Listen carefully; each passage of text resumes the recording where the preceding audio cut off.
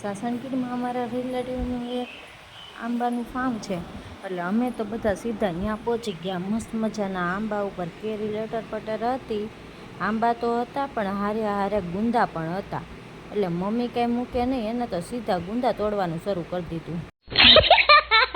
પાછા તો આ બે કે અમારા ફોટા પાડ લે. What?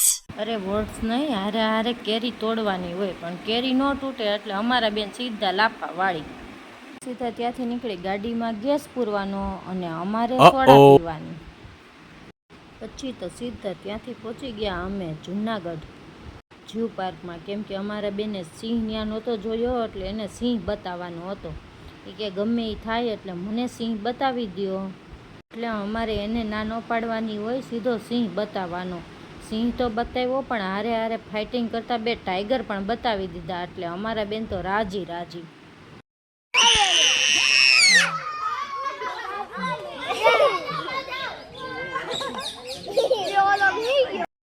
સિંહ ને ટાઈગર તો ઠીક, પણ હારે હારે વિવિધ પક્ષી પણ એને બતાવ્યા, એટલે અમારા બેન રાજીના રેડ. ને આ તો શું કરતો તો સમજાડું જ નહીં, સામરૂ ગેંડો એ બધું જોયું, પણ અમારા બેન વાંદરાને જોવામાં લાગી ગયા. કે કેવો વાંદરો છે એમ, પણ એને નહોતી ખબર કે આ વાંદરો તો એને જોવે છે.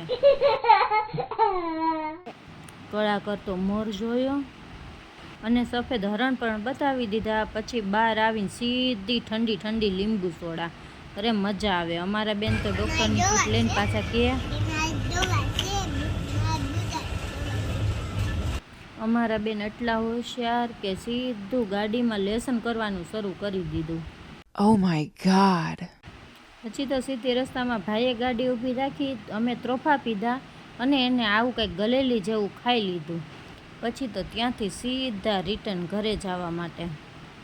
Like, share, subscribe. જય માતાજી. મળશું કાલે. Thank you.